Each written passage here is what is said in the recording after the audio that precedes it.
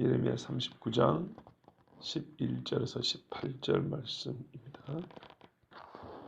바벨론의 느부갓네살 왕이 예레미야에 대하여 사령관 느부사라단에게 명령하여 이르되 그를 데려다가 선대하고 해하지 말며 그가 네게 말하는 대로 하라.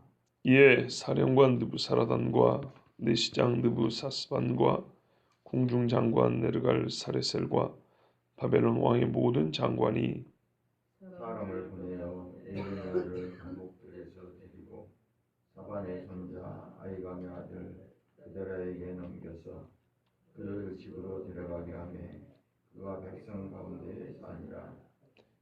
구약 1117쪽쯤에 예레미야 39장 15절입니다. 예레미야가 감옥들에 갇혔을 때에 여호와의 말씀이 그에게 임하니라. 이르시되 너는 가서 구스인 에벤멜렉에게 말하기를 만군의 여호와 이스라엘의 하나님의 말씀에 내가 이 성에 재난을 내리고 복을 내리지 아니하리라. 한 나의 말이 그날에 네 눈앞에 이루리라. 여호와의 말씀이니라. 내가 그날에 너를 구원하리니 내가 그 두려워하는 사람들의 손에 넘겨지지 아니하리라. 내가 반드시 너를 구원할 것인즉 내가 칼에 죽지 아니하고 내가 너랑을 같이 내 목숨을 얻을 것이니 이는 내가 나를 믿었음이라. 여호와의 말씀이니라 하시더라. 아멘. 바벨론의 느부갓네살 왕이 예레미야에 대하여 사령관 느부사라단에게 명령을 했습니다. 그러니까 예레미야를 알고 있었다는 뜻입니다. 왜냐하면 읽다 보면 감옥들에 있는 예레미야를 이렇게 놓아주는 얘기거든요. 예루살렘 성을 함락하기 전부터 예레미야에 대한 소식을 듣고 있었다는 얘기인데, 보시면 알겠지만 상당히 호의를 베풀고 있습니다. 예레미야에게 이 호의를 베푼다는 얘기는 단순히 예레미야가 유다 사람들에게, 갈대아 사람들에게 항복하라, 그러니까 바벨론 입장에서 좀 듣기 괜찮잖아요. 그런 소리를 했기 때문에 마치 일본 사람들이 옛날에 나라 팔아먹은 매국노들을 대우해 줬던 것처럼 그런 차원이 아니고, 예레미야를 그러니까 바벨론의 유다를 팔아먹는 매국노처럼 생각해서가 아니고, 이 사람이 진짜로 자기 나라와 민족을 위해서 일한 사람이라는 것에 대한 경의를 표하는 겁니다. 우리가 그런 경우 들어보셨죠? 적군이지만 훌륭하다, 적이지만 존경할 만하다, 그런 사람은 있잖아요. 서로 맞서 싸우니까, 입장이 서로 맞서니까 그런 것이지, 저 사람이 저 입장에서 저 나라의 장군으로서, 저 나라의 군인으로서 참 훌륭하다, 저 나라의 선수로서 상당히 훌륭하다, 그럴 수 있는 것처럼 이 느부갓네살 왕이 예레미야를 볼 때에는 이 사람이야말로 진짜 이스라엘 사람이구나. 이스라엘 사람들은 자기 하나님 여호와를 믿는 사람이고, 그 여호와의 말씀에 100% 순종하는 사람이 이스라엘이란 말이에요. 이 사람이 왜 이런가 봤더니 바벨론 느부갓네살 왕 우리를 좋아해서가 아니고 자기 하나님이 그렇게 말씀하시니까 그렇게 했던 거예요. 그러니까 실제적으로 바벨론을 좋아하거나 느부갓네살을 위하여 하는 건 전혀 아니지만, 야, 이 사람 진짜로 자기 나라와 민족을 위해서 자기들이 섬기는 신을 정말 제대로 믿고 말했던 사람이구나 라는 그런 존경의 표시입니다. 군사령관한테 명령을 한단 말이에요.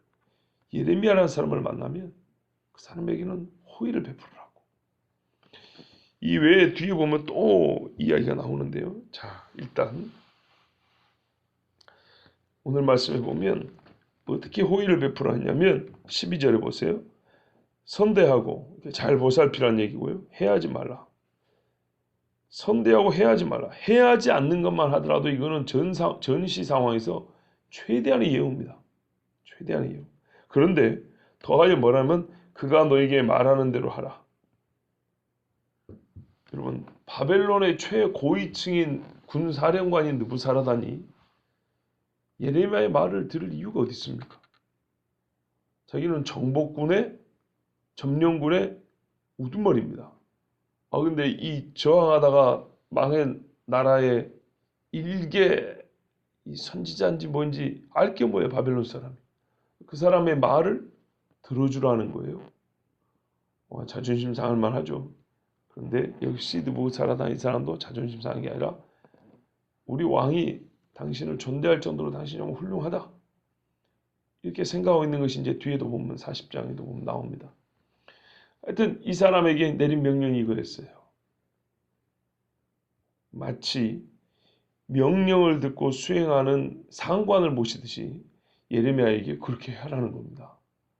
자, 그래서 느부사라단이 13절 이하에 보시면 우리가 어제도 말씀드렸지만 우리 번역에는 사령관 느부사라단, 내시장 느부사스반, 궁중장관 데르갈 살레셀 뭐 이렇게 돼 있지만 이 관직의 이름이 또한 이 개인 사람의 이름일 수도 있다고 그랬어요. 어제 잠깐 그런 말씀드렸죠. 근데 우리는 번역을 관직 이름 그리고 그 관직에 자리에 있었던 사람, 예를 들어서 장관 누구, 차관 누구 이렇게 하는 것처럼 이렇게 되는데 번역에 따라서는 해석에 따라서는 관직 이름 빼버리고 사람 이름만 누구 이렇게 계속 갈 수도 있다고 그랬어요. 일단 우리 번역을 따라가면 이 사람들 다 높은 사람들 아닙니까? 그렇죠? 이 높은 사람들이 전부 다 동원이 되어서 예레미야를 찾고 알아보고 그들의 일치된 마음으로 예레미야를 놓아주었는데 놓아줄 때 사반의 손자요 아히감의 아들 그다랴라는 사람에게 넘겨서 그러니까 그의 손을 의탁하여 예레미야를 집으로 데려가라 그랬어요. 감옥들에 있는 예레미야를 찾아서 데리고 온 다음에 이 사람을 어떻게 돌려보낼까? 자기 집으로 이제 자유롭게 할까 할 때 그다랴라는 유다인이 있었는데 너 이리 와서 예레미야 좀 데리고 집에 가서 좀 자유롭게 생활할 수 있도록 도와줘. 네가 조치를 취해. 이 명령을 받은 사람이 그다랴라는 사람. 번역을 그다랴라고 하기도 하고 그달리아라고도 합니다. 뒤에 보면 그달리아라고 나오는데 이 그달리아라는 사람이 이 그다랴 그러니까 그달리아 같은 사람인데 이 사람이 누구냐면 그 아버지가 아히감이고 그 할아버지가 사반이에요. 이 집이 상당히 훌륭한 집안입니다. 왜 중요한가 잘 보세요. 유다인들이 다 죽었고 포로로 다 끌려갔잖아요. 그리고 천민들만 남았다고 돼 있다고. 근데 이 사람은 할아버지, 아버지 이름이 나오는 거 보니까 꽤나 이름 있는 집안인데 진짜입니다. 이 할아버지 사반이라는 사람이 누구냐면 요시아 때 성전 청소하다가 사람들이 예루살렘 성전을 방치해가지고 얼마나 더럽고 우상이 가득하고 먼지가 쌓였는지 요시아 왕이 되어가지고 성전 청소를 명했어요.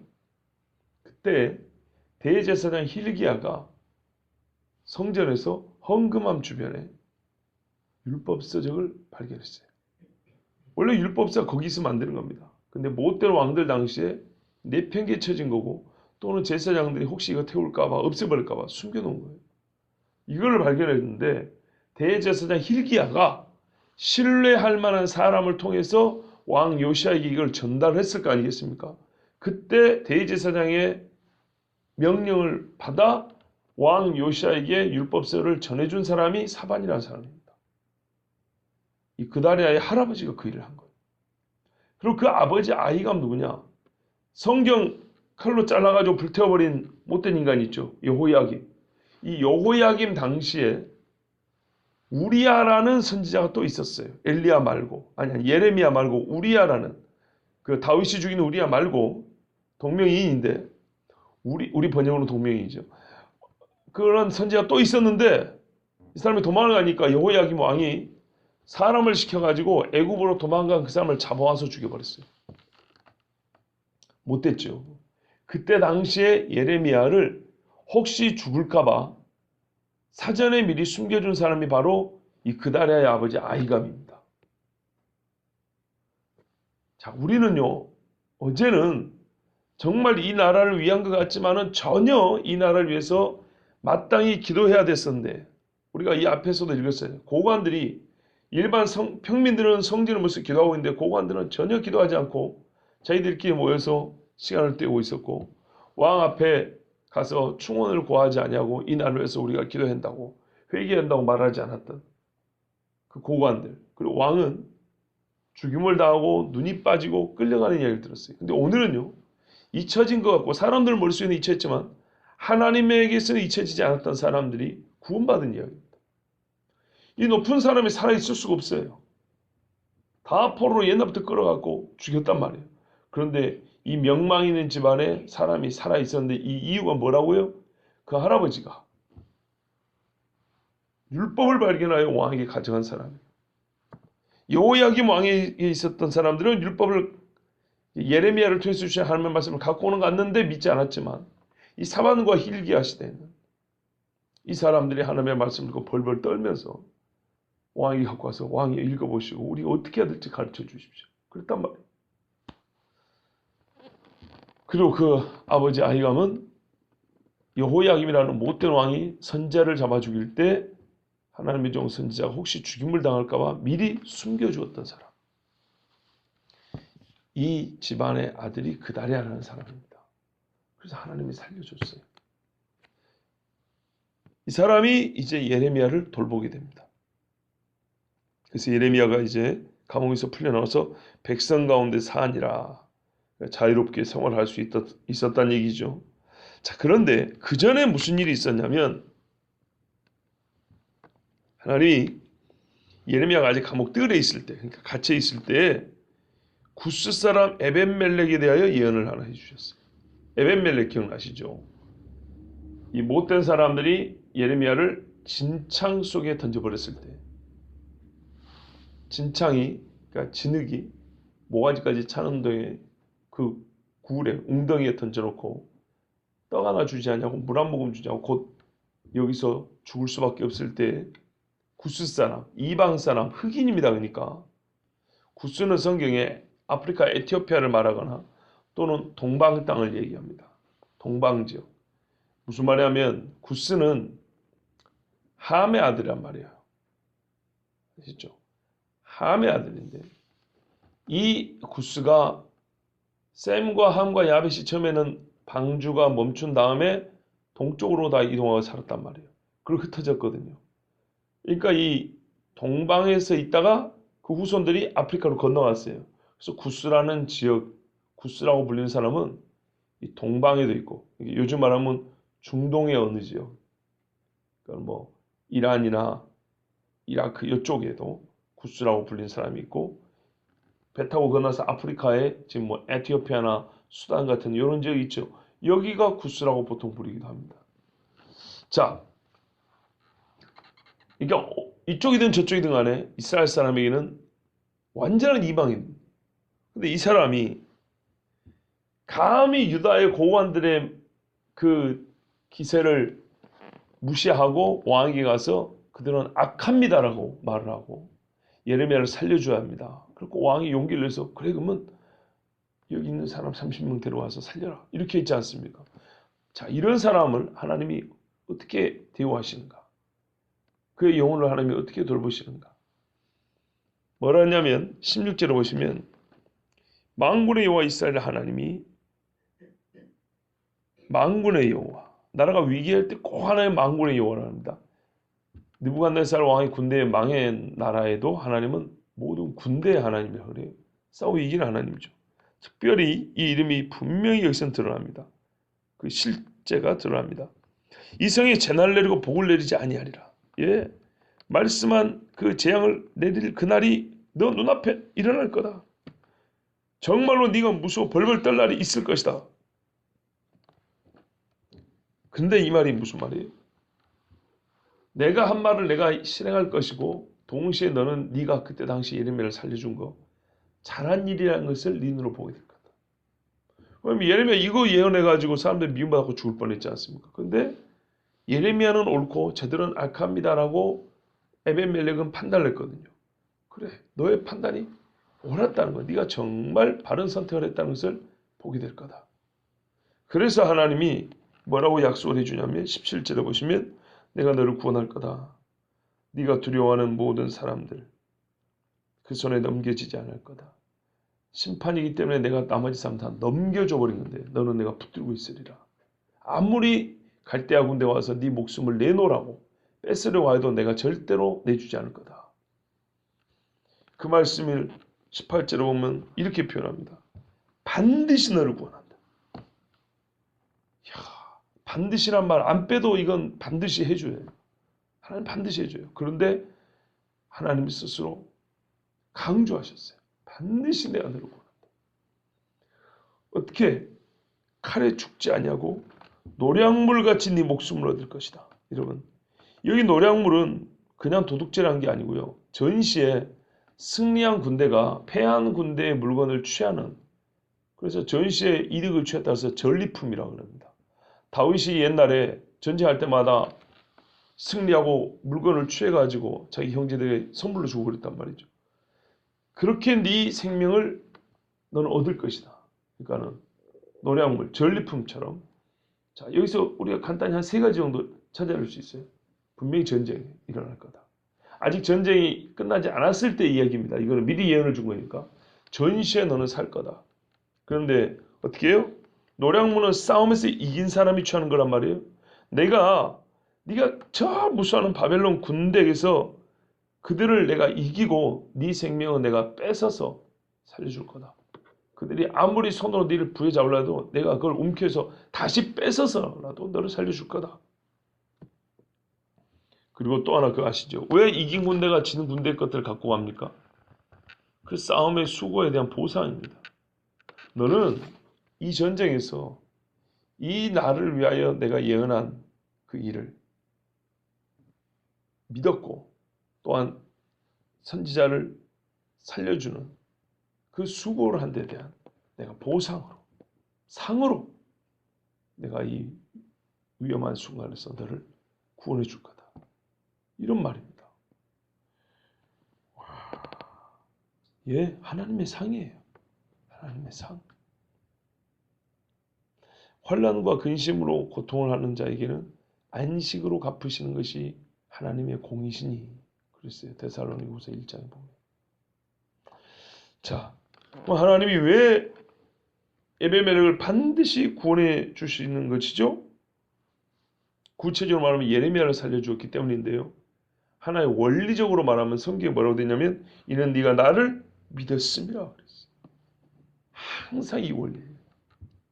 예? 하박국에서 나오잖아요. 오직 의인은 믿음으로 말미암아 살리라. 그걸 그대로 로마서 복음을 말해주는 우리에게 기록된 바라고 하잖아요. 기록된 바. 지금 우리가 예수 믿고 사는 이거를 뭘로 설명하지? 아, 이미 기록이 되어 있어요. 하박국에 기록된 바. 이때도 뭐냐면 바벨론 이야기거든요. 바벨론 군대가 쳐들어와서 유다인을 다 죽여버리는데 하나님 바벨론이 더 악한 놈들 아닙니까? 더 악한 놈들을 데려다가 어떻게 하나님의 백성을 죽이고 잡아가게 합니까? 걱정하지 마라. 그 바벨론도 나중에 그 교만으로 말미암아 넘어질 거다. 이런 건데 이것만 알면 된다. 오직 나의 의는 거기에 나의가 있어요. 나의 의는 하나님이 의롭다. 나의 의는 믿음으로 말미암아 살리라. 이 말씀이 하박국에 기록인데 그걸 바울이 그대로 반복한 거예요. 나를 믿었기 때문이라는 거예요. 의인이 가장 위험할 때 누구도 그의 편에서 도와주지 않을 때 악이 엎어놓은 것을 다시 선으로 다시 뒤집어야 할 때 힘이 없음에도 불구하고 작은 힘으로 큰 악인들에게 한가했을 때 하나님은 그에게서 믿음을 발견했어요. 제가 이 부분을 읽으면서 어떤 교회가 생각났어요. 요한계시록 보면 빌라델비아 교회인데요. 뭐라고 되냐면 볼지어다 내가 네 앞에 열린 문을 두었으되 너희 닫을 사람이 없으리라. 누가 닫아요? 하나님의 에베멜을 살리겠다는데 누가 그 생명을 취해갈 거예요? 왜? 내가 너 행위를 아노니 네가 작은 능력을 가지고서도 내 말을 지키며 내 이름을 배반하지 아니하리로다. 구스 사람 에벤멜렉이 뭔 힘이 있어요? 유다 사회에서. 그 고관들이 다 왕을 이기고 있는 상황에. 그런데요. 그는 자기가 가지고 있는 힘을 최고로 다 최대한으로 그 힘을 사용했어요. 예를 들어볼게요. 어른하고 애하고 팔씨름을 하는데 예를 들어서 어른이 애보다 힘이 5배 세다고 할게요. 5배.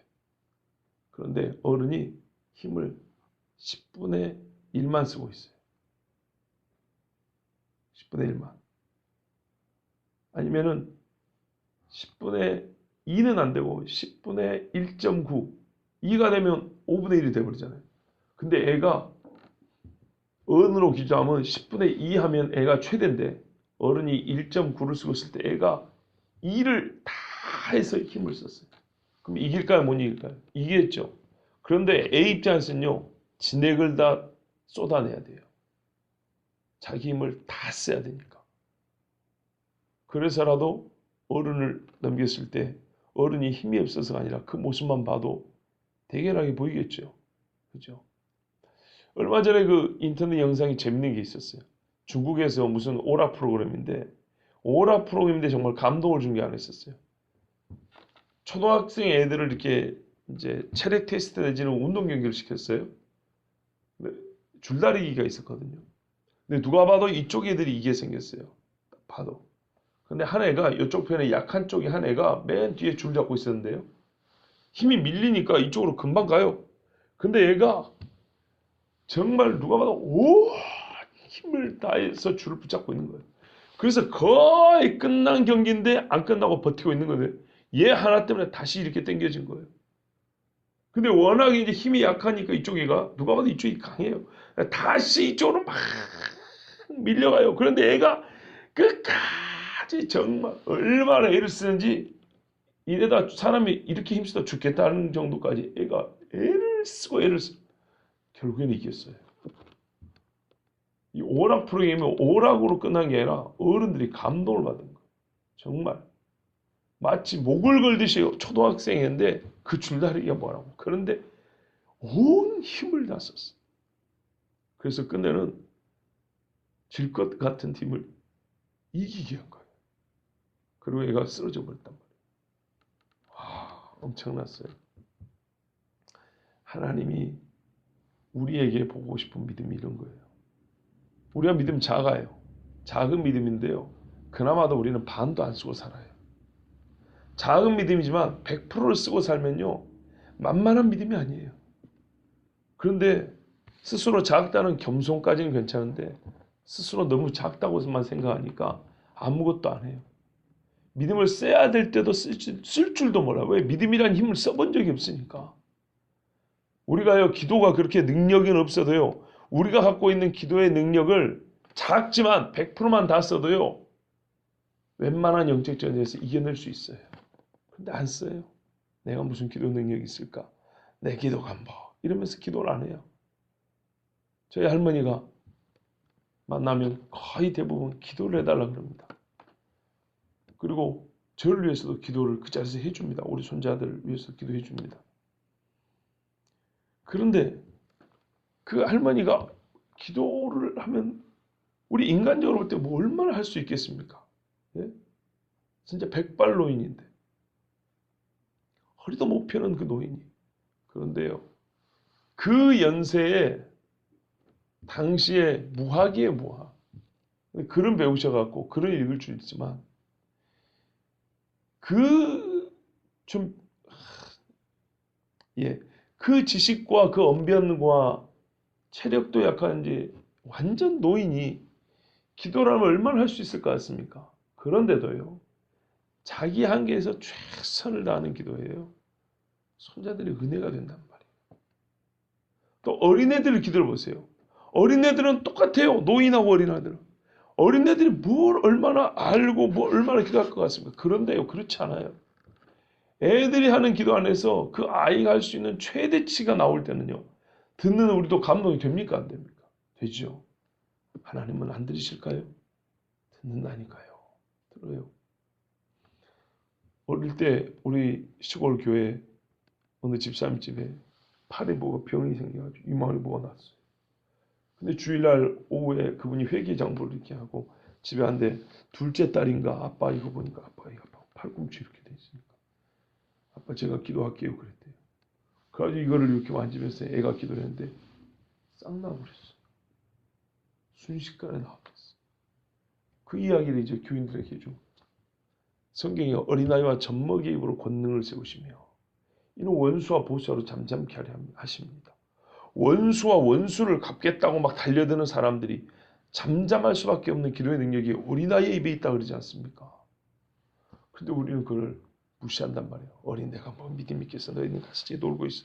이러면 안 된다는 거예요. 이 구스 사람 에벤멜렉이 하나님 앞에 믿음을 보였어요. 작은 능력을 갖지만은 하나님의 말씀을 지키고 정말 그 이름을 배반하지 않는 믿음이 하나님 앞에 보여졌어요. 그래서 하나님이 상을 줬는데요. 아무리 강한 군대가 네 생명을 취해가려도 내가 더 큰 군대의 하나님 아니냐. 내가 다시 뺏어와서라도 살려준다. 반드시 살려준다 그랬어요. 얼마나 감사하고 이 참 멋진 일입니까? 하나님이 한 장 안에 10절까지는 죄인과 거역한 악인들의 죽음과 파멸을 보여주시고 오늘은 의인과 순종하는 자들의 구원과 생명을 대주하여 우리에게 보여주셨습니다. 그럼 하나님 무슨 말씀 하시고 싶어서 이런 말씀을 기록했을까요? 사람 눈에는 지금 잠깐 짧은 시간 내가 어느 편에 서야 생명을 잃지 않을까? 어느 줄에서야 출세할까? 누구 라인에서야 떡 한 조각이라도 더 얻어먹을까? 그럴 것 같지만요. 그거는 순간에 배부름이 될 수는 있어도 잠깐 있으면 다 없어져 버린 겁니다. 진짜로 엘리야가 했던 말이 반복됩니다. 여호와가 하나님이면 여호와 편에 서고 바알이 하나님이시라고 생각하면 바알 편에 서라. 왜 이리 머뭇거리냐? 네. 하나님이 요구하시는 것은 한 가지입니다. 요한계시에도 미지근하지 말아요. 진짜로 내가 하나님이라고 믿으면 분명히 믿음을 보이라는 거예요. 평안할 때는 평안할 때대로, 위험할 때는 위험할 때대로 그 하나님의 편에 선다는 증거는 뭡니까? 하나님의 말씀에 순종하는 거예요. 항상 그래요. 하나님의 말씀에 순종하고 또 순종하는 자와 함께 서 있으라는 거예요. 왜 고라 편에 서 있냔 말이에요. 모세 편에 있어야지. 왜 아합과 이세벨 편에 서 있냔 말이에요. 엘리야 편에 있어야죠. 엘리야는 비록 사람이고 모세는 사람이지만 그들이 하나님과 함께 있다면 그쪽에 있어야죠. 자기가 직접 하나님하고 가까워서 거기에 서 있든지 아니면 나는 아직 잘 모르겠지만 적어도 저 사람이 하나님의 사람이라고는 알겠어요. 그러면 거기 서 있어야죠. 또는 그 사람이 위험할 때 도와준다는 것이 작은 힘이지만 최선을 다해서 그를 도와준다는 것이 곧 하나님 편에 선다는 증거란 얘기입니다. 그런데 오늘 보세요. 생각지도 못했던 사람들이 나오잖아요. 그날이야. 이 사람은요. 적군도 알아보고 느부갓네살 왕이 초대 유다 총독으로 세워줍니다. 이제 점령을 했으니까 왕은 없잖아요. 왕이 없으니까 옛날 총독이 뭔지 아시죠? 일본 사람들도 조선 총독부 세워놓고 총독 파견해서 조선을 다스렸단 말입니다. 우리에게는 참 치욕스러운 역사지만 일단은 이 관직이 얼마나 높은 건지는 아시겠죠? 왕 노릇하는 거예요. 그 동네에서는. 그달랴는 사람에게 느부갓네살 왕이 네가 너희 백성 여기 남은 사람들 다스리라고 총독으로 임명을 해줍니다. 봐보세요. 하나님이 다 기억하고 있어요. 기억하고 있어요. 집안에서도 그렇습니다. 교회에서도 그렇습니다. 나중에 우리 하나님 나라 가면 분명히 주와 함께 심판하는 자리에 앉는 자가 있고 그렇지 않다 그랬어요. 물론 심판하는 자리 아니어도 하나님과 함께 한다는 이상 좋을 게 없죠. 하나님 분명히 기억하신다 그랬어요. 갚아주신 하나님이에요. 여호와의 신원하는 날이 있다 그랬어요. 주님 오셔서 원수를 갚아주는 날이라고 그랬어요. 주를 위하여 피 흘린 자에게는 상을 주고 그 피를 흘리게 한 사람들에게는 하나님이 심판한다 그랬어요. 근데 이날에도 이미 사실은 하나님의 큰 나라의 관점을 볼 때는 비록 부분에 불과하지만 어쨌든 이날에 산 사람이 있고 죽임을 당한 사람이 있어요. 근데 산 사람은 성경에 뭐냐면 운이 좋아서 산 게 아니고 하나님이 살려줘서 살았다고 그랬어요. 이스라엘이 출애굽할 때 하나님 뭐라고 말씀했어요? 너희 조상들을 내가 애굽 그 어두운 땅에서 손을 잡고 나왔다 그랬어요. 정말 이 표현은 우리의 가슴을 뭉클하게 하는 말씀이에요. 손을 잡고 나왔다고. 손을 잡고 살려준 거예요. 내 새끼가 파출소에 경찰서 구치소에 있을 때 부모가 와서 손 발을 빌면서 눈물을 엉엉 울면서 가자 끌고 구치소 문이 착하게 열 때 아들 손을 잡고 말없이 나오는 아비처럼 예? 그것만 생각해도 꾸민 드라마만 그런 장면이 나와도 부모 입장에서 가슴이 뭉클한 것인데 온 사람들이 피가 난 자에 죽임을 당하는 그 와중에 하나님이 손을 잡고 그렇게 부둥켜 안고 얘는 안 돼. 이렇게 살려줬다는 얘기입니다. 얼마나 감사하고 하나님의 은혜가 큽니까? 우리는 대단한 일을 할 게 아니에요. 믿음을 지키면 돼요. 하나님의 말씀하신 일에 순종하고 어느 때나 주의 편에 서 있으면 돼요. 이 은혜가 우리 모두에게 있어서 그달랴와 같이 에벤멜렉과 같이 그리고 예레미야와 같이 하나님의 환난 중에서도 그 생명을 지켜주시는 복이 우리 모두에 있기를 원합니다. 기도하겠습니다.